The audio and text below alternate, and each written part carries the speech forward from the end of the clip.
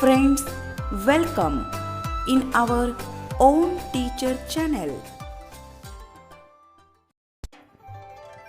वर्ग 7वा नागरिक शास्त्र पाठ 2 संविधानाची उद्देशिका वस्तुनिष्ठ प्रश्नांचा सराव.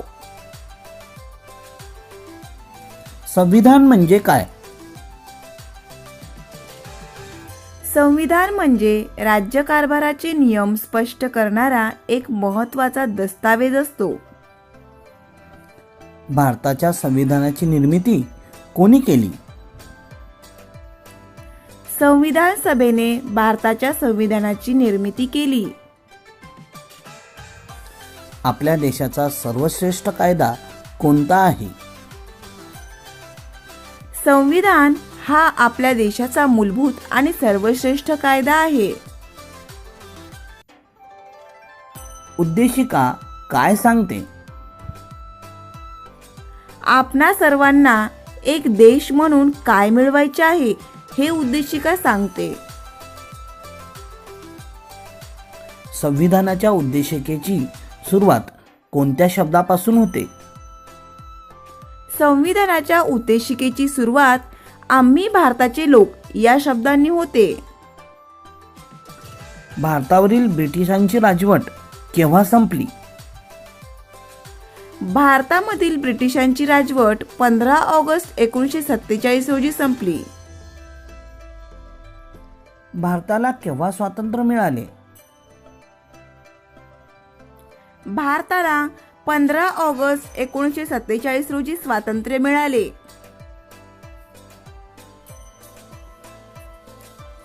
सार्वभौम या शब्दाचा अर्थ काय? एखादे राज्य परकीय नियंत्रणाखाली नसणे असा सार्वभौम या शब्दाचा अर्थ आहे. संपूर्ण स्वातंत्र्य लढ्याचे महत्त्वाचे उद्दिष्ट कोणते होते? आपल्या संपूर्ण स्वातंत्र्य लढ्याचे सर्वात महत्त्वाचे उद्दिष्ट सार्वभौमत्व प्राप्त करणे हे होते. सार्वभौमत्व म्हणजे काय? सार्वभौमत्व म्हणजे राज्यकारभार करण्याचा सर्वश्रेष्ठ अधिकार होय. लोकशाहीत सार्वभौमत्व हे कोणाच्या हाती असते? लोकशाहीत सार्वभौमत्व हे जनतेच्या हाती असते. आपल्या देशाच्या अंतर्गत कोणते कायदे करावेत हे ठरवण्याचा अधिकार कोणाला असतो? आपल्या देशांतर्गत कोणते कायदे करावेत हे ठरवण्याचा अधिकार जनतेला व जनतेने निवडून दिलेल्या शासन संस्थेला असतो.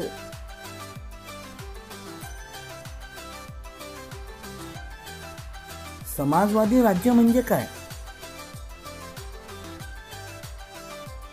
समाजवादी राज्य म्हणजे असे राज्य जिथे गरीब श्रीमंत यांच्यात मोठी दरी नसते. देशाच्या संपत्तीवर सर्वांचा हक्क असतो. संपत्तीचे केंद्रीकरण काही लोकांच्या हाती होणार नाही याची काळजी घेतली जाते. धर्मनिरपेक्ष राज्यात सर्व धर्मांना कसे मानले जाते? धर्मनिरपेक्ष राज्यात सर्व धर्मांना समान मानले जाते. सण उत्सव साजरे करताना आपण कशाचा विचार करणे आवश्यक असते? आपण जेव्हा सण उत्सव साजरे करतो तेव्हा आपल्याला सार्वजनिक स्वच्छता, आरोग्य व पर्यावरण याचा विचार करणे आवश्यक असते. लोकशाहीत राज्यकारभाराची सत्ता कोणाकडे असते? लोकशाहीत राज्यकारभाराची सत्ता लोकांच्या हाती असते. लोकशाहीत कोणाच्या इच्छेनुसार सरकार निर्णय आणि धोरणे आखते? लोकशाहीत लोकांच्या इच्छेनुसार सरकार निर्णय घेते आणि धोरणे आखते. लोकशाहीतील लोकप्रतिनिधी कसे निवडतात? निवडणुकांमध्ये मतदार मत देऊन आपले प्रतिनिधी निवडतात. निवडून आलेले प्रतिनिधी कुठे जातात? निवडून आलेले प्रतिनिधी संविधानाने निर्माण केलेल्या संसद कार्यकारी मंडळ अशा संस्थांमध्ये जातात. प्रतिनिधी जनतेसाठी निर्णय कसे घेतात? संविधानानेच नमूद केलेल्या किंवा सांगितलेल्या प्रक्रियेने संपूर्ण जनतेसाठी प्रतिनिधी निर्णय घेतात. गणराज्य पद्धत कशाला म्हणतात? गणराज्यात सर्व सार्वजनिक पदे लोकांकडून निवडून दिली जातात. कोणताही सार्वजनिक पद वंश परंपरेने येत नाही. कोणती पदे सार्वजनिक असतात? राष्ट्रपती, पंतप्रधान, राज्यपाल, मुख्यमंत्री, महापौर, सरपंच यासारखी पदे सार्वजनिक असतात. राजसत्ताक पद्धत कशाला म्हणतात? राजसत्ताक पद्धतीत राष्ट्रपती, पंतप्रधान, राज्यपाल, मुख्यमंत्री, महापौर, सरपंच यासारखी पदे वंश परंपरेने एकाच कुटुंबातील व्यक्तीकडे जातात. त्याला राजसत्ताक पद्धत असे म्हणतात. न्याय म्हणजे काय? अन्याय दूर करून सर्वांना आपल्या प्रगतीची संधी मिळवून देणे म्हणजे न्याय होय. न्याय प्रस्थापित करणे म्हणजे काय? सर्व लोकांचे कल्याण होईल या दृष्टीने उपाययोजना करणे म्हणजे न्याय प्रस्थापित करणे होय. उद्देशिकेमध्ये न्यायाचे किती प्रकार सांगितले आहेत व ते कोणते? उद्देशिकेमध्ये न्यायाचे 3 प्रकार सांगितले आहेत. ते पुढील प्रमाणे: सामाजिक न्याय, आर्थिक न्याय व राजकीय न्याय.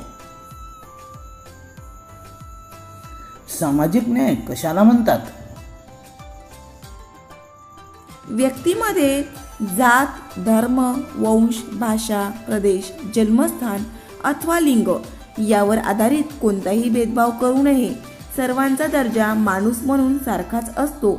यास सामाजिक न्याय असे म्हणतात. भूक, उपासमार, कुपोषण यासारख्या बाबी कशामुळे निर्माण होतात? भूक, उपासमार, कुपोषण या बाबी गरिबीमुळे किंवा दारिद्र्यामुळे निर्माण होतात. आपण कोणती मतदान पद्धती स्वीकारली आहे? आपण प्रौढ मतदान पद्धती स्वीकारलेली आहे. मतदान करण्याचा अधिकार कोणाला आहे? वयाची 18 वर्षे पूर्ण करणाऱ्या सर्व नागरिकांना मतदान देण्याचा अधिकार आहे. स्वातंत्र्य म्हणजे काय? स्वातंत्र्य म्हणजे आपल्यावर जाचक, अयोग्य निर्बंध नसणे, आपल्यातील क्षमतांचा विकास करण्यास पोषक वातावरण असणे होय. लोकशाही प्रगल्भ केव्हा होते? स्वातंत्र्य असेल तरच लोकशाही प्रगल्भ होते. व्यक्तीचे मूलभूत स्वातंत्र्य कोणते आहे? विचार व अभिव्यक्ती स्वातंत्र्य हे व्यक्तीचे मूलभूत स्वातंत्र्य आहे. विचारांच्या देवाणघेवाणीने काय होते? विचारांच्या देवाणघेवाणीने आपल्यातील सहकार्य आणि एकोपा वाढतो. त्याचबरोबर एखाद्या समस्येच्या अनेक बाजूही आपल्याला समजतात. धार्मिक स्वातंत्र्य कशातून व्यक्त होते? श्रद्धा, समजुती व उपासनेच्या स्वातंत्र्यात धार्मिक स्वातंत्र्य व्यक्त होते. उद्देशिकेने नागरिकांना समतेची हमी कोणत्या बाबतीत दिली आहे? उद्देशिकेने नागरिकांना दर्जा आणि संधी या बाबतीत समतेची हमी दिली आहे. समता याचा अर्थ काय आहे?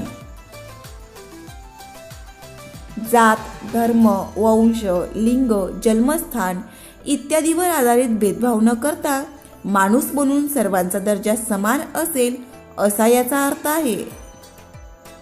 संधीची समानता म्हणजे काय? आपल्या विकासाची संधी सर्वांना प्राप्त होईल त्या उपलब्ध करून देताना कोणताही भेदभाव केला जाणार नाही म्हणजे संधीची समानता होय.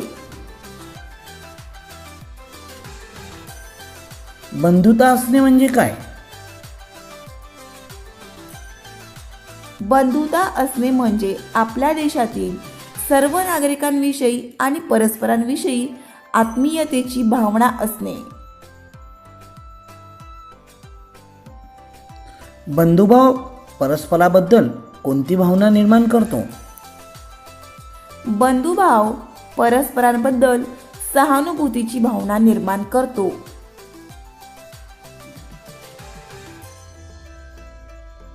व्यक्तिप्रतिष्ठा म्हणजे काय? व्यक्तिप्रतिष्ठा म्हणजे प्रत्येक व्यक्तीला माणूस म्हणून सन्मान असतो. व्यक्तिप्रतिष्ठा केव्हा निर्माण होईल? जेव्हा प्रत्येक व्यक्ती दुसऱ्या व्यक्तीचा आदर करून तिच्या स्वातंत्र्य व हक्काचा सन्मान करेल तेव्हा आपोआप व्यक्तिप्रतिष्ठा निर्माण होईल.